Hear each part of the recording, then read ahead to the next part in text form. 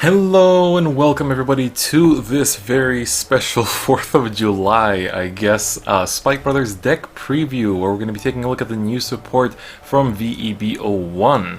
So, at first when I walked into this set, when I live streamed last Friday when the set released in Japan, I walked in with the expectation of being, most happy with Tachikaze, or like being most excited by Tachikaze, and then Mega Colony, and then Spikes.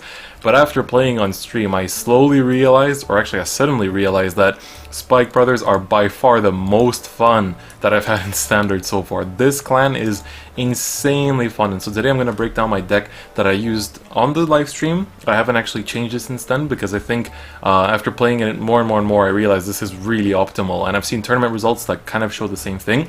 There's a few things you can do here and there, but we're going to go over it together. So, getting into it, this is a Force clan, and in the Tabletop Simulator plugin you can now have English cards for all the cards that are in English, so these won't be in English yet, but I'll go over the skills as we go over the cards. So, our main grade 3 is General Seifried.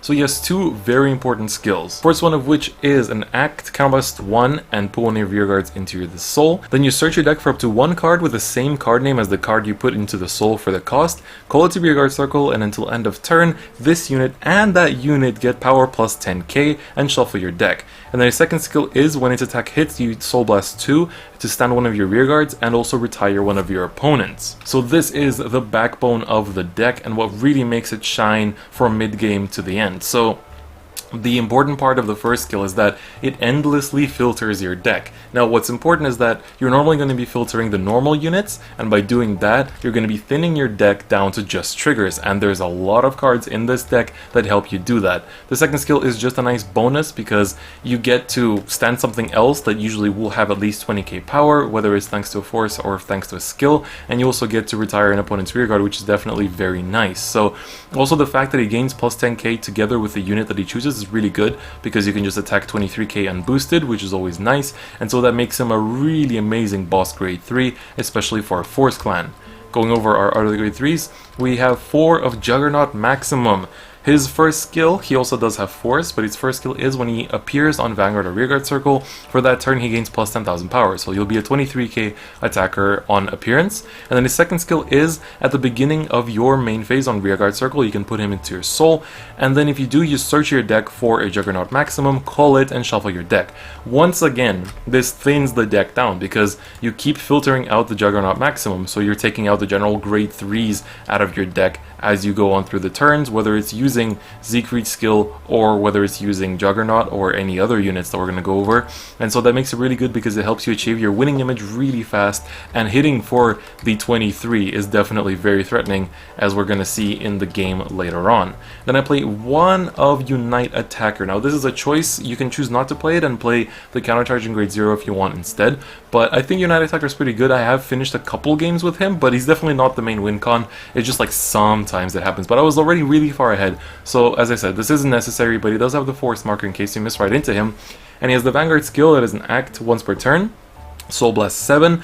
If you do, you look at the top 5 cards of your deck, call up to 5 of them to a rearguard circle, or different rearguard circles, and put the remaining ones on the bottom of your deck, and then for that turn, choose 3 of your front row units and give them plus 5,000 powers. So he's an okay finisher, I think, because you can push up your numbers by even more, and thus be able to finish the game quite smoothly, but like I said, he's not really necessary, he's just a nice finishing touch.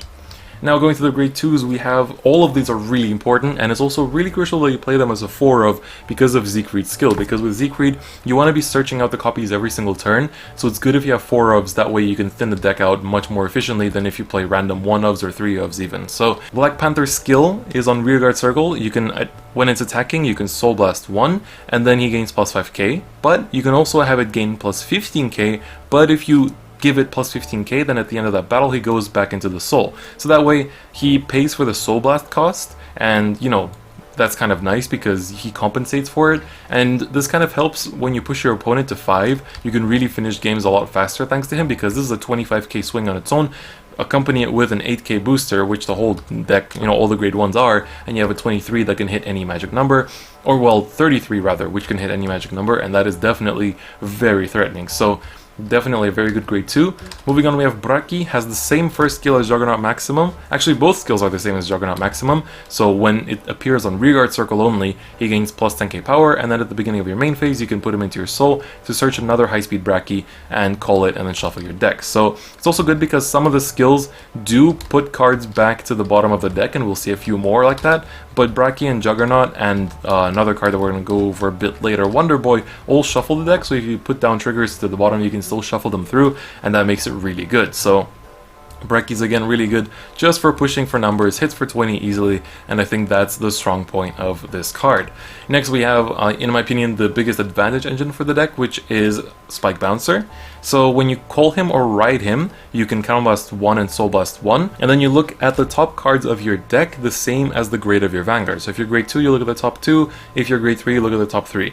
Then you choose one from them and call it, and then you put the rest of them on the bottom of your deck. So really nice, because even if you ride it, you can easily get a unit out of this, and that's very good. His second skill is only on rearguard circle though.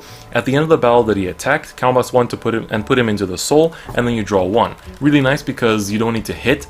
It does cost quite a bit of counterblast because you're using Seifried's counterblast as well as him, but they're actually the only cards that counterblast in the deck, so it's actually not as bad as you would think. So you don't really need to run any counterchargers. I don't really get his second skill off that much because I prioritize the first one a lot more, because there's more choice in the card that I can gain, and it's on the field immediately, making it just really good because that's an extra attack. The same goes for Gyro Slinger, except he's even stronger because he's on ride and on call. You can take a card from your hand and put it into the soul, so you do lose a card from your hand, and then you check the top cards of your deck that are the same as your Vanguard's grade. So the same as Spike Bouncer, either, you know, if it's grade 1 you check 1, grade 2 you check 2, grade 3 you check 3, and then you call 1, and then the remaining ones go on the bottom of the deck.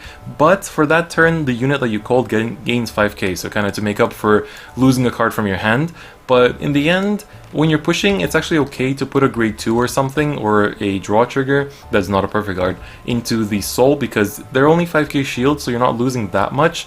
And you know, especially if you're going first and you ride this guy, and it's actually possible to ride him and then top deck a Juggernaut and then have a 28k attacker on turn 1, which is really scary. So I definitely like Gyro Slinger a lot. He's a very good grade 1, and that makes him just overall very good. So next we run for Gary Gannon, very good grade 1 actually, which I didn't think at first until I started playing the deck. So his skills on rearguard circle, when he boosts and the attack hits a Vanguard, you can put him into the soul to draw 2, and then choose 1 card from your hand and put it on the bottom of your deck. This is really good because you can drop it on turn 1, and your opponent's going to experience massive pressure because, you know, you're hitting them for like usually 16, but they have to drop, you know, either they have to lose cards from hand to guard this, like you don't plus, or they just let you plus. And also if you drop this behind a Seifried, he's going to be 23k from his own skill, and then he'll be hitting for 31 with this. So it's overall quite nice because you're not just having on-hit pressure for that Soul Blast 2 cost, we also have on-hit pressure for the draw cost. But you can also call it behind like a Juggernaut Maximum or anything else really,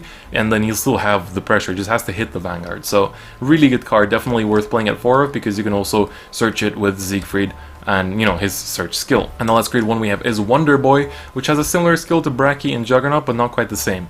When you call him, you choose a card from your drop zone that is not a grade 1 and put him on the bottom of your deck, and then for this turn this unit gains plus 5k. So this is really good because he can return triggers, he can return grade 2s such as Braki, or, well, usually it's going to be just Braki from grade 2 and maybe Spike Bouncer, but most importantly you can also return your Juggernauts, which is really strong, and obviously the triggers. So really good skill on that regard, and it helps to have him online as soon as possible. Second skill is the same as Braki and Juggernaut though.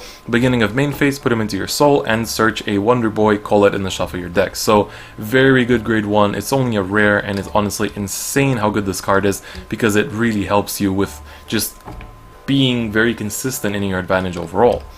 Then I run 6 crits, 4 of the Perfect Shield, that is Marilyn, and then we have 2 of the Lynx.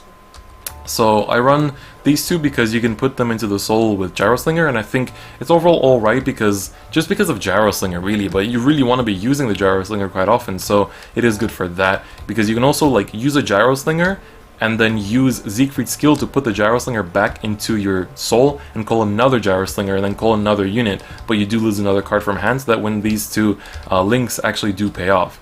Our starter is Mecha Trainer, which just has the usual starter skill. When you ride it on top of it, draw 1, so it's nothing too special. 4 of the very sexy heals as always, and then 6 crits. I've seen a lot of builds go for 8 crit, which I think is also perfectly fine.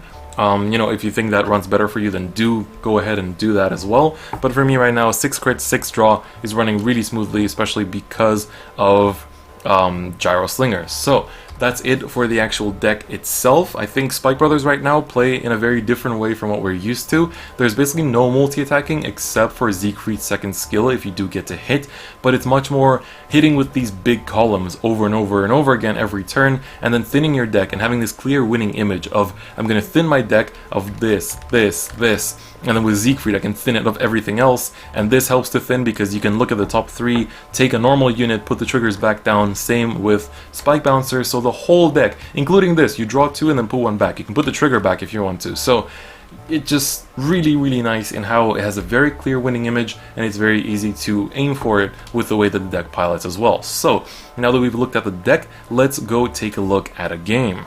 Going into this match, we're going to have a matchup between the fairly aggressive Spike Brothers against an aggressive opponent, which is gonna be Risers, but well, Perfect Riser running the hero engine. So it's gonna be an interesting matchup. As you can see, my mulligan isn't exactly the best. I don't have a great 3, but I do have 3 Brachis, meaning that I can go for a really nice and early aggressive turn.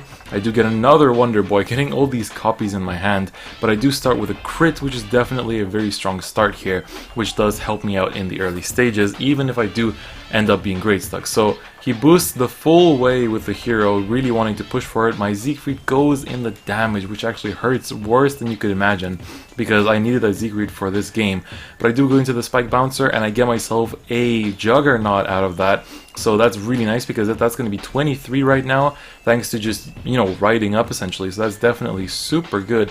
And I'm debating, I think I'm not even going to call anything here, because I can just attack with a 10. And then this will be a 23. That was technically a 1 to pass, but I gave everything to the rear guard just because I misunderstood the shield. But in the end, it still amounted to the same amount of damage. Or well, it could have been technically more damage, but you know, let's just say that I put the power on the Juggernaut because that's what it actually did happen. I just miscalculated the shield myself. So he does go into the Battledore Fighter, and now has a very strong turn. He did go first, which is the strongest thing for Nova Grappler, because they can dish out a really effective and strong first turn, and it really is just quite scary. But I am on 1 damage, so even with that front trigger, I think I can last it. So I do take the first with a Wonder Boy there. He attacks my Juggernaut, and now I'm asking how much the other ones are. I do let it swing, and then I'm just gonna, you know, consider the other 2 attacks. I let this one through because the other one is like over 30k, which means it's gonna be borderline impossible for me to guard. I do get the G assist, which hurts, and I completely miss the grade, but I do have quite a few cards in hand, so I'm slightly hopeful that maybe I can somehow last it out and see how it's gonna go. So I'm gonna use the Gyro Slinger to look at the top 2, get myself a Brachii, which is gonna get a plus 10k boost because I do call it. Now it's gonna be a 20k attacker with the 8k boost and the 5k boost from the Gyro Slinger. I do attack to the rear guard because that rear guard is gonna get more and more powerful over the turns, and that's going to get really annoying. Here, he is on 4 damage, and I debated if I want to attack the rear guards or not, but in the end I want to push him to 5 because I have the Black Panther in my hand, and that way next turn, even if I still don't get the grade 3, I can at least push for big numbers with Brachii and Black Panther and try to finish him when he's on 5, because the cards in his hand are definitely quite low, and I think I can somehow survive this aggressive turn right here and then just be able to try to push it out next turn, so that even if I'm grade stuck, you can really see how well this deck just like makes advantage. And even if you get, you know, the Juggernauts and everything with the Gyro Slinger and the Spike Bouncer, it really does help. So I do lose the Brachii. I got the heal, but I couldn't actually use it, and then he's going to attack me again. I get a draw, and thus negating his other attack. Now I do get a grade 3, but it's not Seifried, it is the Juggernaut maximum, and at this point I was like, damn, okay, I guess I'm going to ride into it. I don't take the force immediately, I will take it before I get into attack, so don't worry about it too much. Activate the Gyro Slinger, get a heal, a draw, and another Gyro Slinger.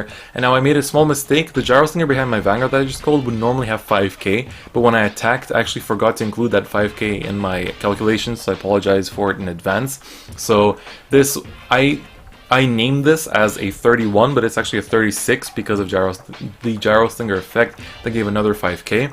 So now with the 31, I do have the Force on the left, and both the Black Panthers are going to be 25k on their own, with the left one being 35k with the Force. And so this is actually, well, a 2 to pass as it is now.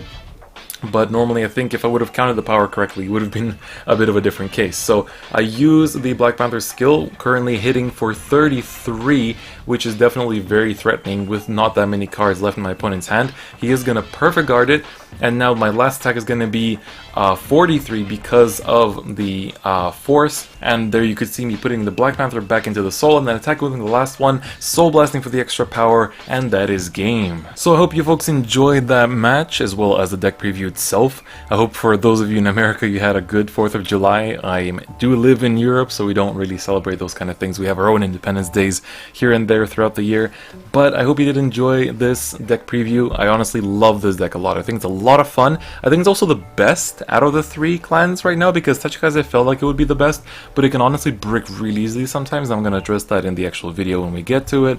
Mega Colony is sort of in between. I'm going to test it some more before I have my final opinion on it. But right now, Spikes just feel really consistent. They have a really clear winning image, and they just feel super strong. So I think they're a really good clan, especially one of the best, if not the best, Force clans so far. So it's definitely looking very good. But even then, I think the gap between like Royals and Kagero and Spikes isn't super big. I think it's just a really good clan at what it does. And so for anybody that wants to pick it up, I highly recommend it. So that is going to be it for me today. Hope you guys enjoyed this video. Don't forget to click the bell button, as well as check out the social medias in the description, as well as join the Discord channel if you haven't already. Well, on that note, that's going to be it for me today. I'll see you guys next time. Bye bye.